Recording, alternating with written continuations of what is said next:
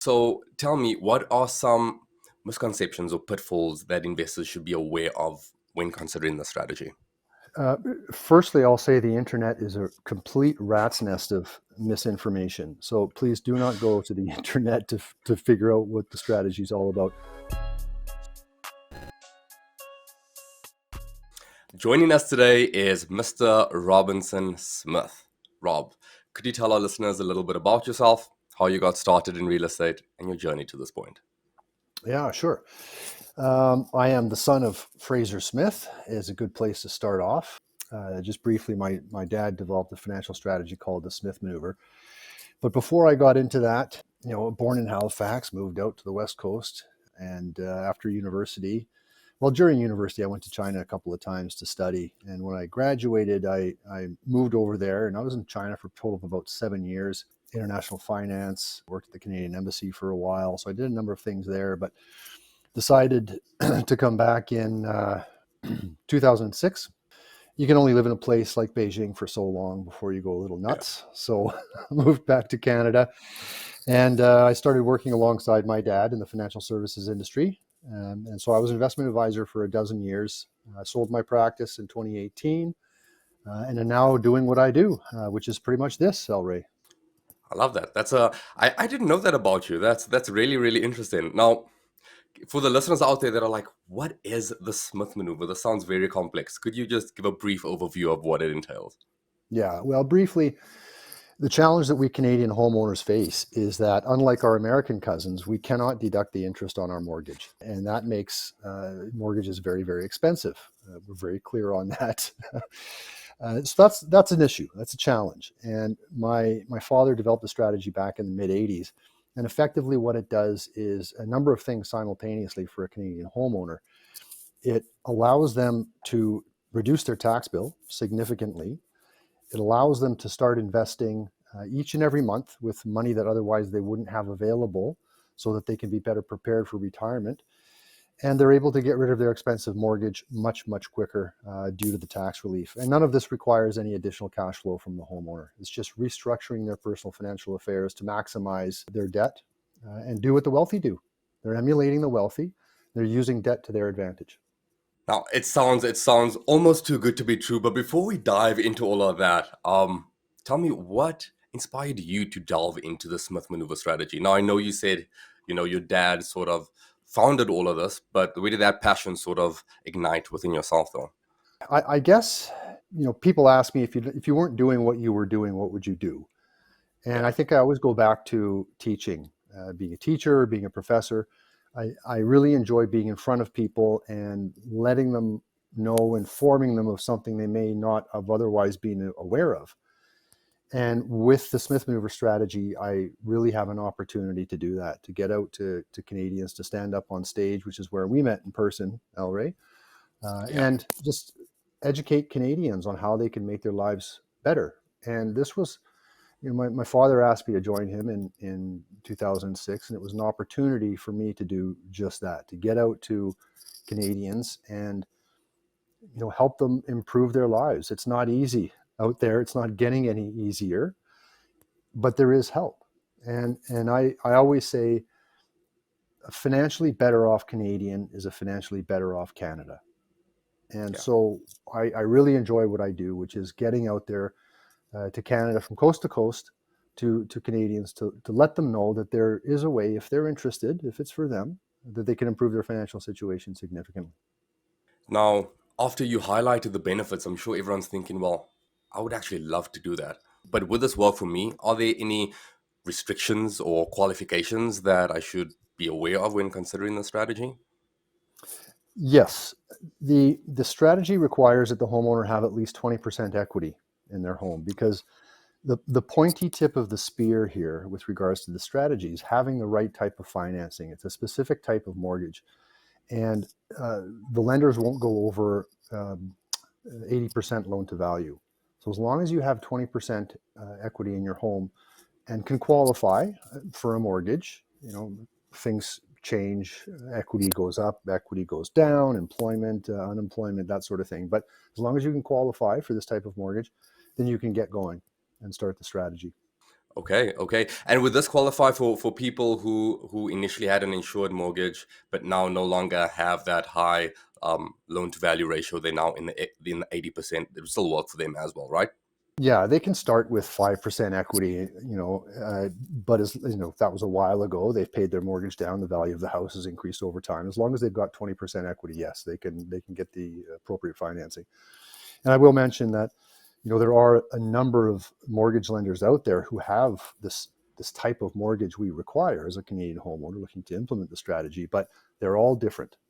They're set up differently. They operate differently, which is why we've got Smith Maneuver certified professionals from coast to coast across the country who can help these people say, okay, look, given your personal situation, this mortgage is the best for you, or this mortgage is the best for you.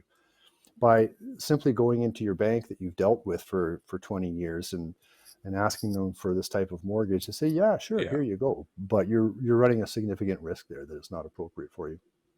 yeah, yeah. And for any of those loyal listeners out there, a couple of episodes back, I interviewed Keaton Kirkwood.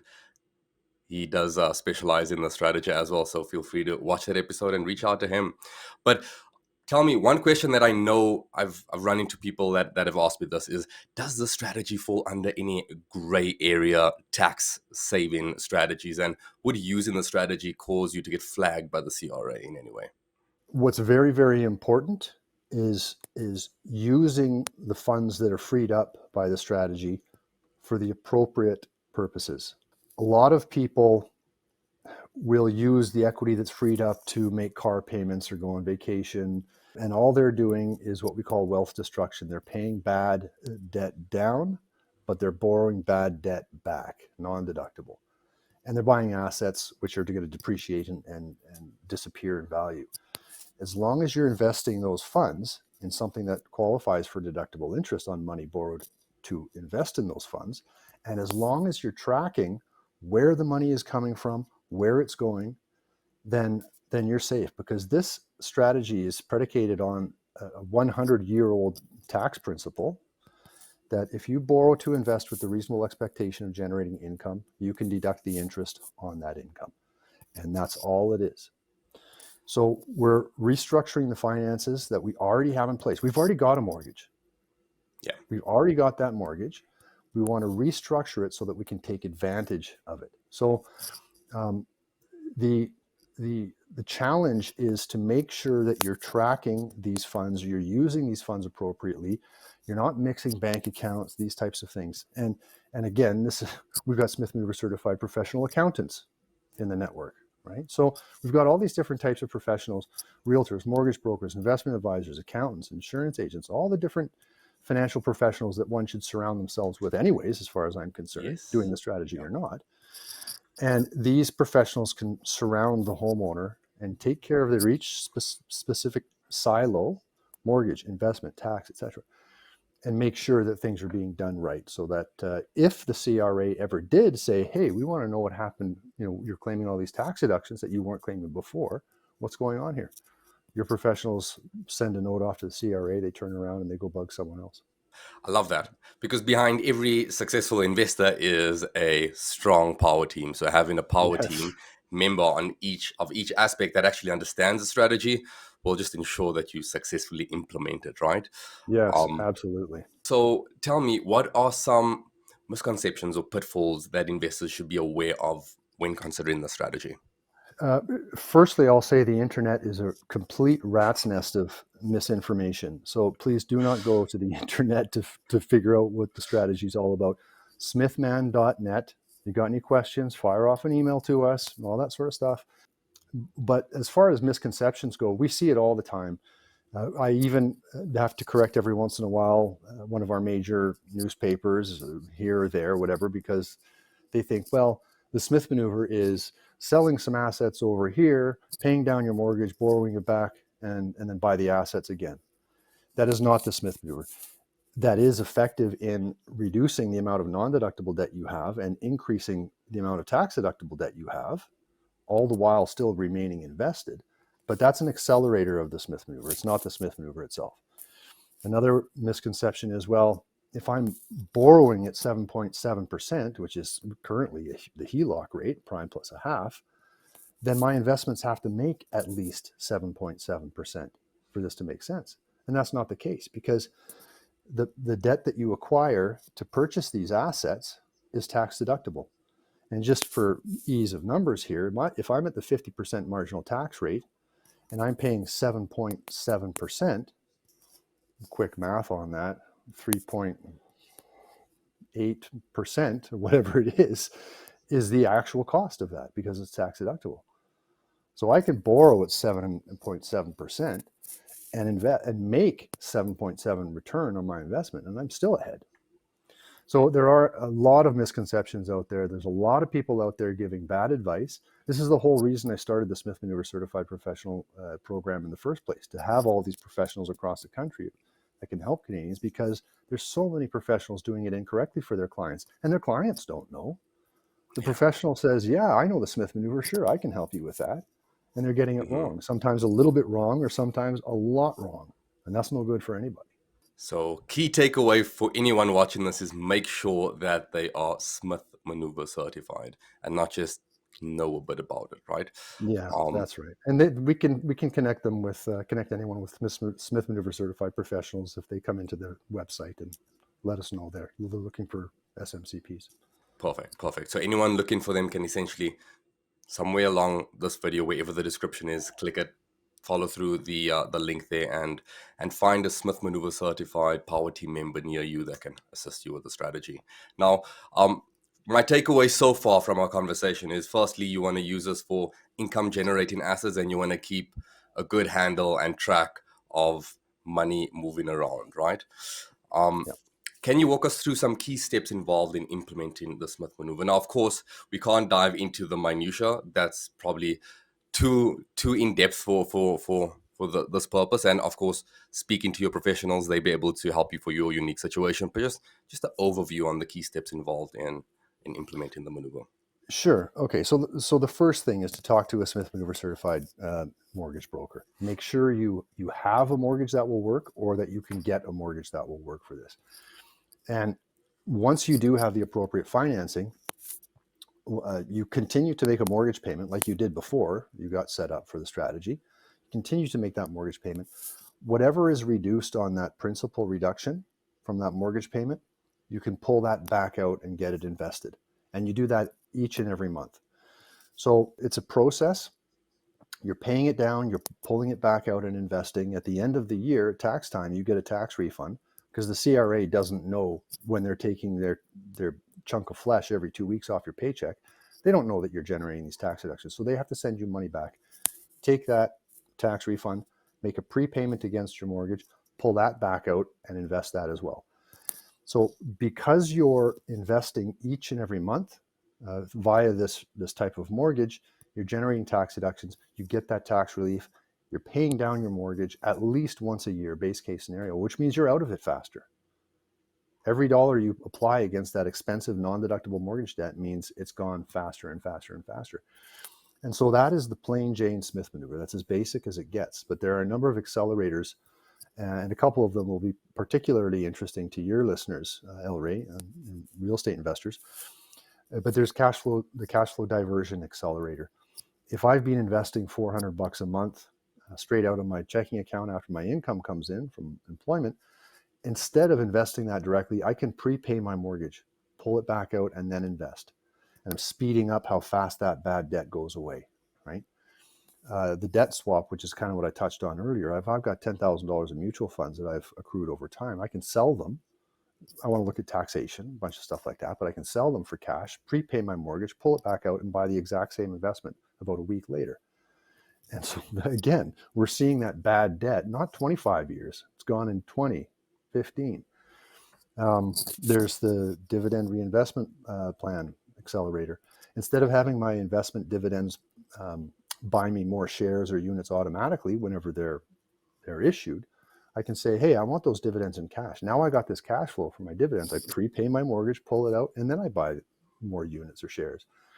And as far as real estate investors are concerned, if I've got the wrong type of mortgage and I speak to a Smith Maneuver certified mortgage broker and I get into the right one, depending on what my mortgage balance is, depending on what the value of my house is, I might have some immediately available credit. whether it's $25,000, $50,000, $200,000. And for someone who's interested in real estate, they can access this if they wish, and they can go buy their first rental property or their second rental property, whatever the case may be. And this is called the Prime the Pump Accelerator. Or they can buy mutual funds or stocks or mix REITs. They can do anything they want with it. But for real estate investors, they want to buy their first property. We call it Prime the Pump because right at the beginning, when they start their strategy, they're taking a big chunk of cash and getting it invested. And the more you invest, sooner you invest, the longer it has time to grow and the more valuable it's going to be, right? So I can buy that property. And now I can implement another accelerator, which is the cash flow down. So I've got my rental property. And what most people do is they take the rental receipts and put it into a dedicated bank account. So $3,000 comes in and $3,000 goes out, give or take. They got to pay the mortgage on that rental property, maintenance, property taxes, all these different expenses. So money comes in, money goes out. But what they can do instead is when the revenue from the renter comes in, their rent, I can prepay my own mortgage, $3,000. And then I can pull back that $3,000 and then service the expenses on my rental property. And so this is where we're seeing, regularly a 25-year mortgage on my principal residence, it'll be gone in 6 or 7 or 8 years. And again, it's not taking any additional cash flow from my pockets. All I'm doing is restructuring cash flows, the debt that I already have, and how that money flows through my personal little banking system. Mhm. The flow of money, very, very important. Now, all of these strategies sound amazing, and I'm sure a lot of people are listening to this, and I'm like, well, I need to learn a little more about that. So you'd recommend they go to your website where you'd sort of discuss in depth, a little deeper on each specific strategy. Is that the best Yeah, place for them to find it? yeah, that's the first stop is smithman.net. We've got the book available there. We've got a homeowners course for Canadians who are looking to learn a little bit more about the strategy other than the information in the book. The book's called Master Your Mortgage for Financial Freedom. We've also got the Smithman calculator. But to start off with, at least read the book. And if you don't want to invest $25 into something that can generate hundreds of thousands, if not millions of dollars of wealth, you don't have to. You can go to the library and check it out, right? For free. Yeah. So, So I'm there's no getting tired of excuse.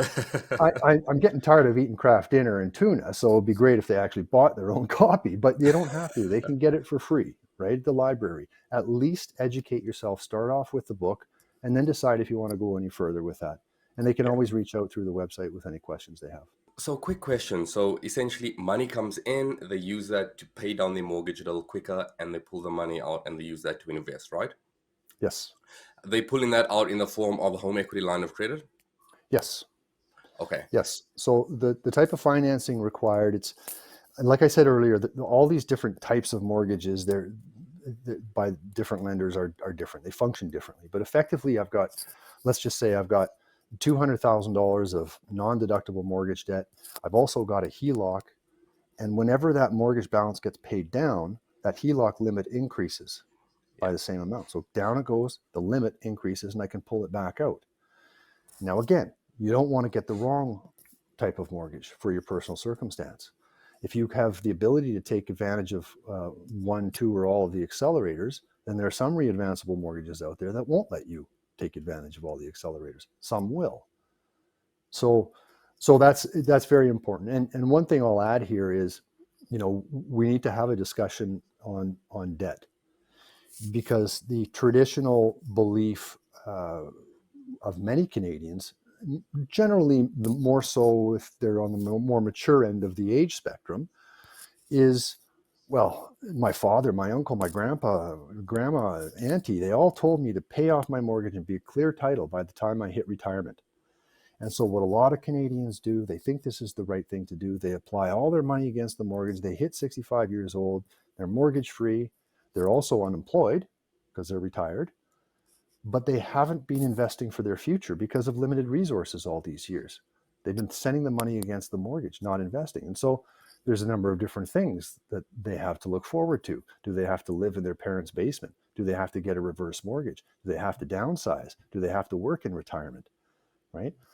Well, if we understand debt like the wealthy do, the wealthy truly understand debt. They understand that there's bad debt, non-deductible debt, debt acquired to consume, which is buy cars, motorcycles, boats, trailers, RVs, and our principal residence. And there's tax deductible debt, which is good debt, which is money that I borrowed and used to invest because it's tax deductible. It's very, very cheap. And as I said, the wealthy understand this. They do not shy away from debt. They embrace debt, but they embrace the right type of debt. Yeah. The vast majority of Canadians, they hear the word debt and they want to run away. They've already got too much. They don't want more. And here's this Smith guy saying, hey, if I got a $400,000 mortgage, don't pay it off. Keep that debt throughout the year and the next year and the year after that. How does that make sense? Well, we're quickly getting rid of the bad debt and replacing it with good debt, just like the wealthy. The wealthy have mortgages. El Rey, you understand this. Your listeners Yeah. understand this. But it's good debt.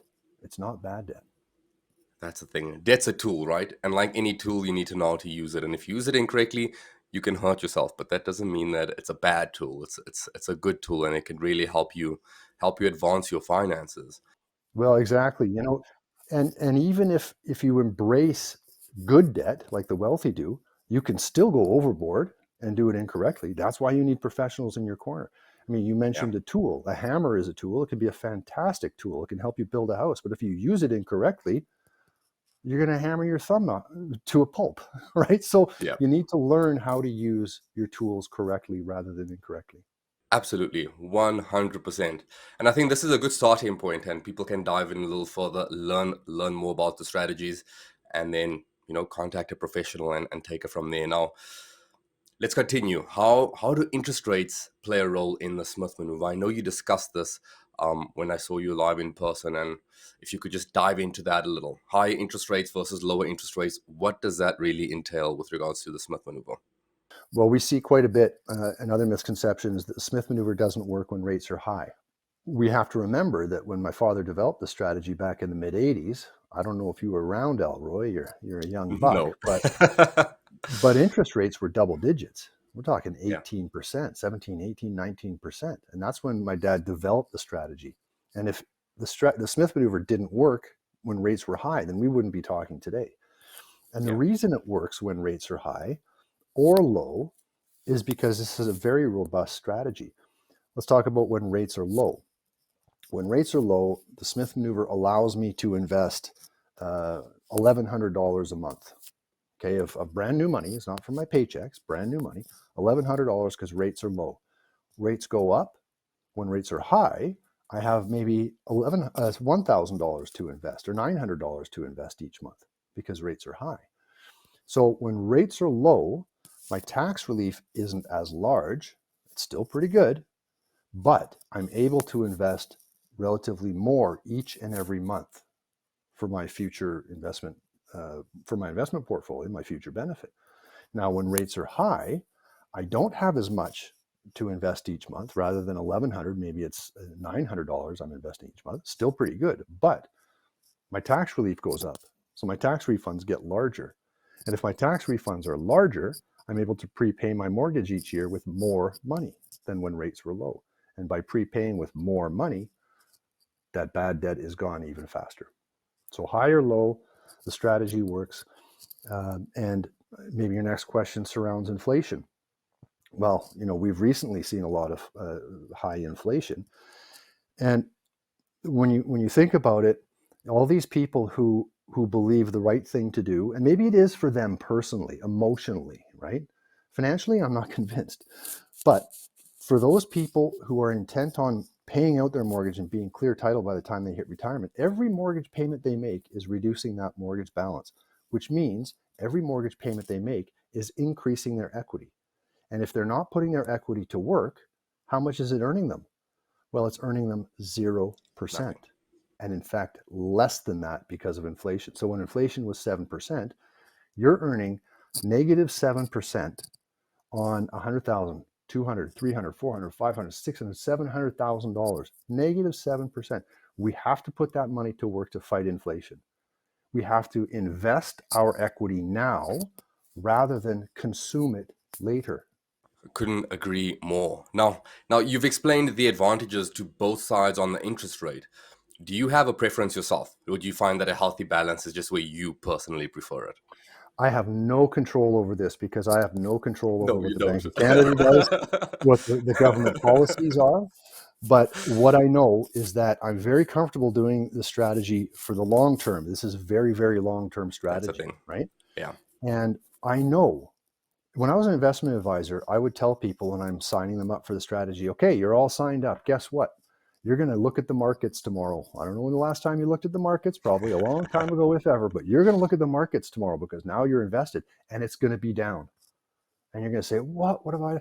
I'm telling you now, dear client, it'll go down. And if it does, I'm right.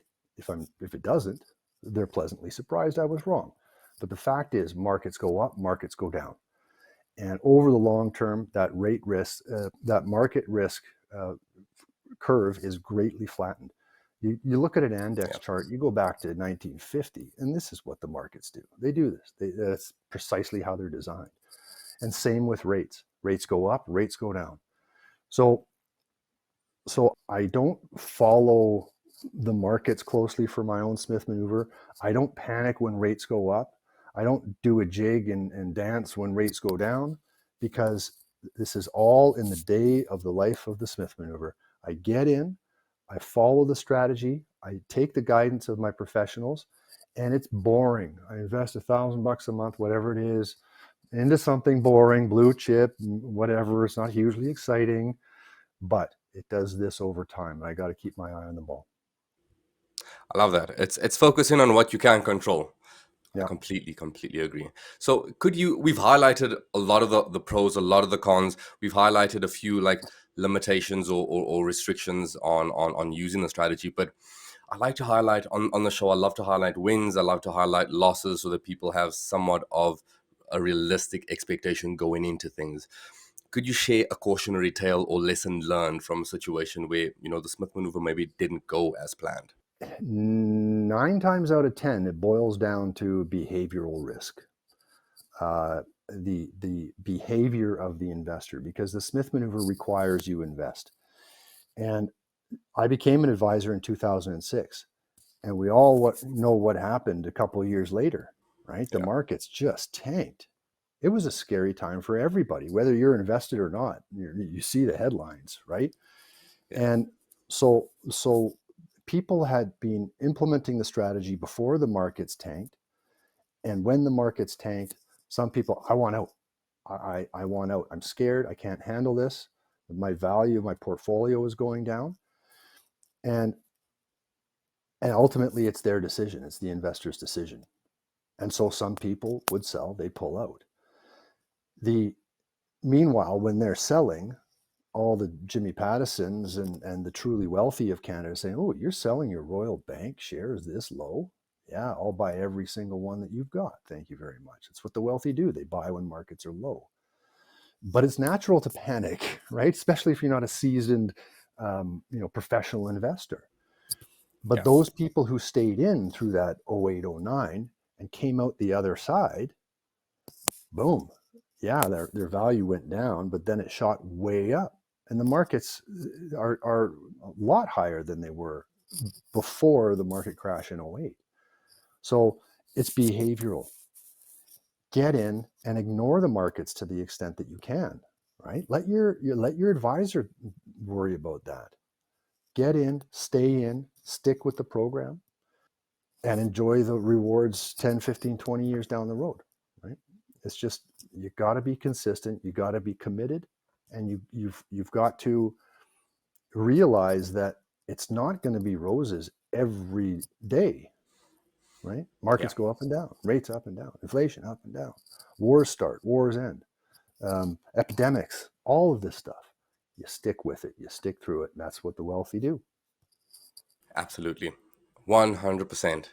Now, for someone who already owns a home and they're interested in implementing the Smith maneuver, what initial steps should they take? Because of course, for them, maybe they're locked in and they're one of those people that are lucky enough to have one of those low interest rates and they're still riding it out. How would they know if it's the right time? I take it, reach out to um, a professional for them to actually Yeah, crunch the numbers, right? exactly. And that's the thing. I mean, some people might have a 2% mortgage, right, from a few years ago. Well, if they've got another 2 years left in their term, maybe it makes sense just to keep that for another 2 years. It's a pretty good rate, right? Yeah. But some people might have a 3% and only have one more year remaining. Some people got 6 months remaining on their low rate, and it's time to renew, and the rate's going to go up and their payment's going to go up. And a lot of people are very scared about that. So, yeah, reach out. We've got SMCP mortgage brokers, as we've been talking about already. Go to the website, connect with one, and say, look, here's my situation. Does it make sense? And they'll say either no, it doesn't, or yes, it does. And we have to remember as well that if a mortgage broker does the math and says, okay, you're 3 years into a 5-year term, you've got 2 years left, you're at a low rate. If you refinance high, it's going to be a higher rate for the next 2 years. Are you ahead or behind on how much that's going to cost you over that 2-year term? And the answer might be, oh, you're going to be behind.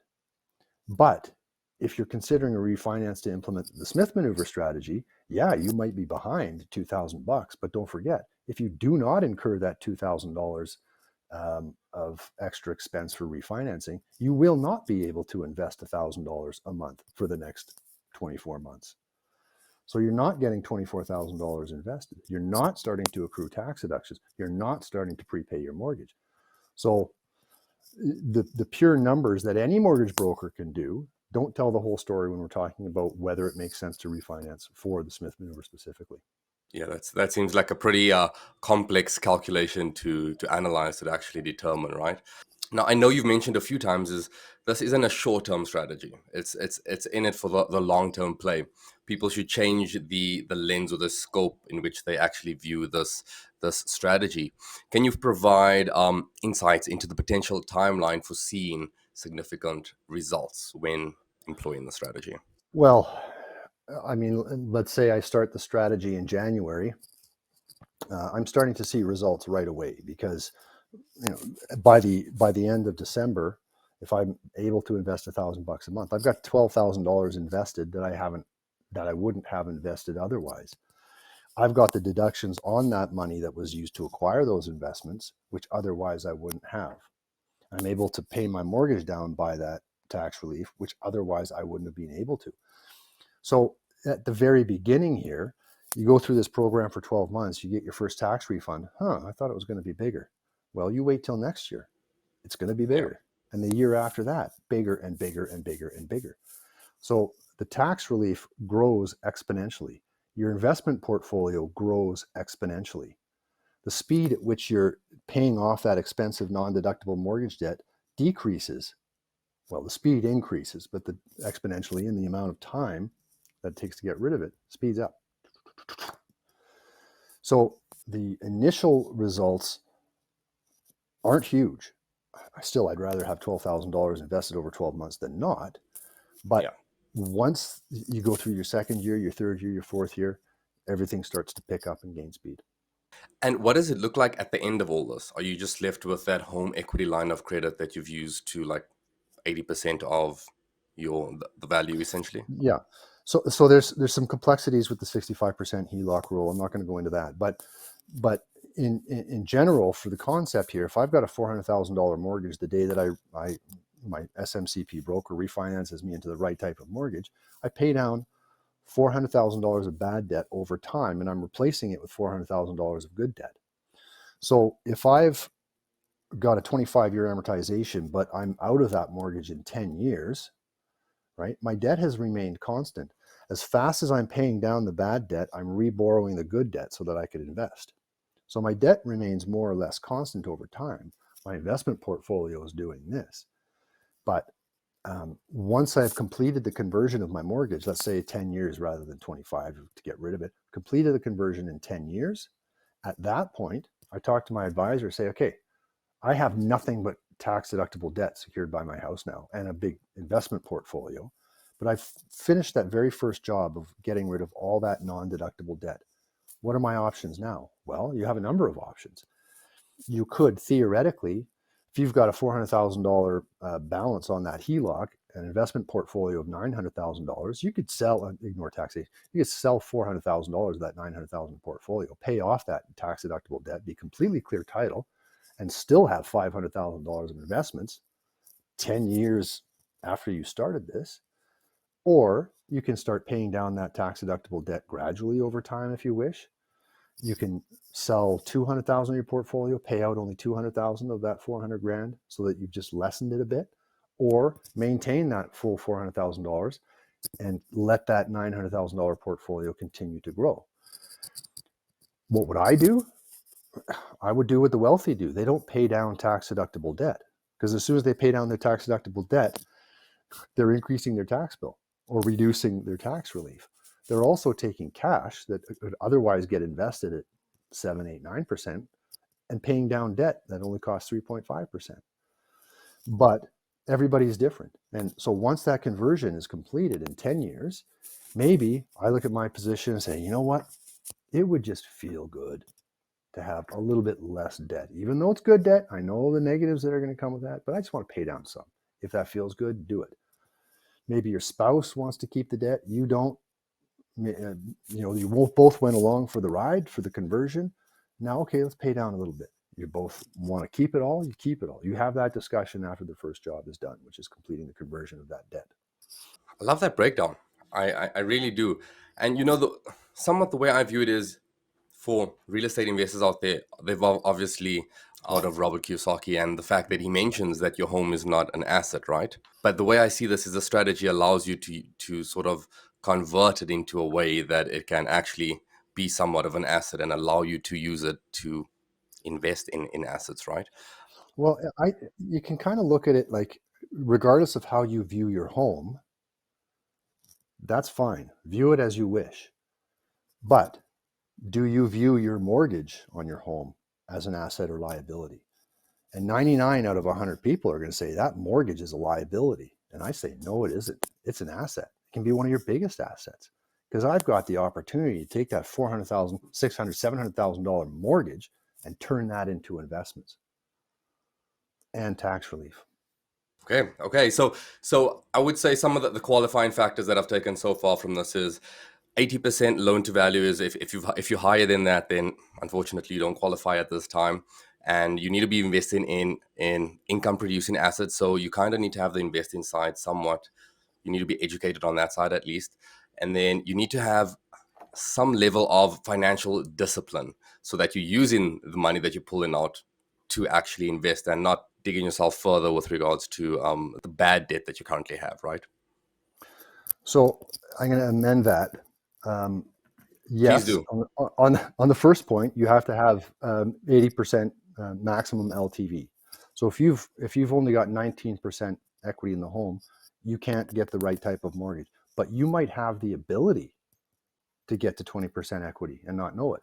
So even if you're 15% equity, you talk to an SMCP, they say, look, I'm a mortgage broker, SMCP. I can't get you the right mortgage right now, but talk to the investment advisor because I see you've got some investments.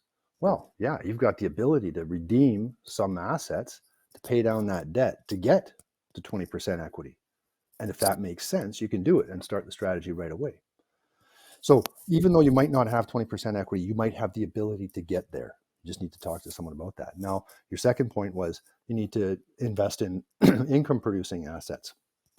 And that's kind of correct, but not entirely, because the CRA says if you borrow to invest with the reasonable expectation of generating income, you can deduct the interest. So the investments that you purchase with this borrowed money don't have to actively send you income. They have to have the potential to send you income. I could invest in a startup, right? Mhm. Seed money. Here's $50,000. It's not going to send me any income, but it could down the road, right? Could be successful, Yeah. start paying dividends. So I can start deducting that right away. And so again, this is why it's so important to talk to a professional, because you might say, "Oh, it has to. Here's this criteria. I can't invest in that." Well, maybe you can. So reasonable expectation. And your last point there was discipline. Absolutely, it's the most important thing here. Apart from you know having the right mortgage and Yeah. not being silly with your investments and saying, "Okay, cousin, I'll put 50 grand into your internet startup." Um, Discipline. You have to be disciplined about this, and you have to be committed to the fact that you want to ensure the financial stability and security of you and your family going forward. That has to be top of mind. You can't, oh, I can do Smith maneuver. Oh, da, da, da. Oh, well, this is boring. I have to borrow money each month and actually go on the computer. And, you have to be committed. If you're not, don't do it. Right. If your listeners, I assume, are quite committed to building wealth, right? Yeah. You're a real estate investor, so are they. And they understand that this is something that takes time and discipline. So I think your listeners will be great candidates for this. But if you don't have the discipline, if you don't have stick to itiveness, then maybe there's some other strategy for you. What would you say the time investment in this would be? After the refinance, if required, or if you're purchasing a home, and all that stuff, and now you've got the right type of mortgage, it'll take, depends on which type of mortgage you have, but it'll take maybe 3 minutes, 5 minutes a month. Okay. That's Yeah. nothing for the No, benefits that it provides. no, Okay. that's nothing. Now, Rob, it's time for one of my favorite segments of the show. It's called time capsule, right? So let's imagine you've stumbled across a time machine that allows you to travel back and forth in time. You can't Okay. change anything, but you can give and receive advice from your younger and older self. Now, let's go back to when you were 18. What advice would you give your younger self with the knowledge you have now? Now, this can be within business, investing, professional life in general, or familial combination of it all. Doesn't really matter. What advice would you give Uh, your 18-year-old self going back now? it would be, don't go to that Mexican restaurants with all your buddy on your birthday, your 18th birthday. Stay home. Um, I think it would be something along the lines of No, take your time. Take your time. I'm sure it'll be worth it. course, it might not. I think it would have been to take my studies a little more seriously. Right out of high school, I started university at UVic, and then I eventually went to SFU for an MBA in international business. And I think I was disillusioned with or became disillusioned and more disinterested in the whole process of secondary education, university, and I wasn't as diligent as I could have been. I think a lot of us can relate to that at that I think stage in our so. lives. Hey, yeah, yeah, yeah. No, absolutely. Now, if we were to reverse things and look ahead to your 80th birthday, what advice do you imagine your future self would offer your present self at this age? That one's easier. Live more in the moment. Hmm. That's important for everybody, regardless of their age. I think is Yeah. live more in the moment, which my wife is fantastic at doing. I'm learning a lot from her. um, and it's for the fact that you know you want to have a good life in the future, but don't forget to have a good life now. Hmm. And it's easy to work too hard at preparing for the future, and therefore sacrifice the present. And here I am telling everybody from the financial side of things to prepare for your future, but from a stop and have fun point of view. Yeah, take a little more time to be in the present. I'm working on it. I think most of our listeners can relate to that side of things. Just because people who are interested in building towards their future tend to be those people who focus on that and need to ground themselves a little bit more in the now and being present. So I love that advice. I really do. Yeah, it's kind of like, when you're racing to the future to make sure that you've got wealth and security and all that. The future right in front of you, you're racing towards, it comes towards you slowly, and it doesn't really change a whole lot. It gets closer and closer very slowly, but meanwhile life is flashing by you like a blur. Yeah. you know so stop and smell the roses. I just made that up. Isn't that a great saying? I feel like anyone who has kids completely agrees with that because time goes by too quickly. Yeah. Time goes by way too quickly. Now, Rob, I want to thank you so much for taking the time out of your schedule to bring us all this value. For everyone listening out there, I will leave contact info, places for you to find Rob, and more about what he does. Thank you so much. I really appreciate you taking the time out. You're very welcome, Elray. And maybe one of these days we'll get you into the Smith Maneuver Certified program. Absolutely. I'm down for it. Thank you for tuning in to Building Wealth Through Real Estate. If you're interested in investing in multifamily, but you're not exactly sure whether you want to go the new build route or the value add route, then you definitely want to check out my interview with Zoria. This is your host, Elray Noble, signing off.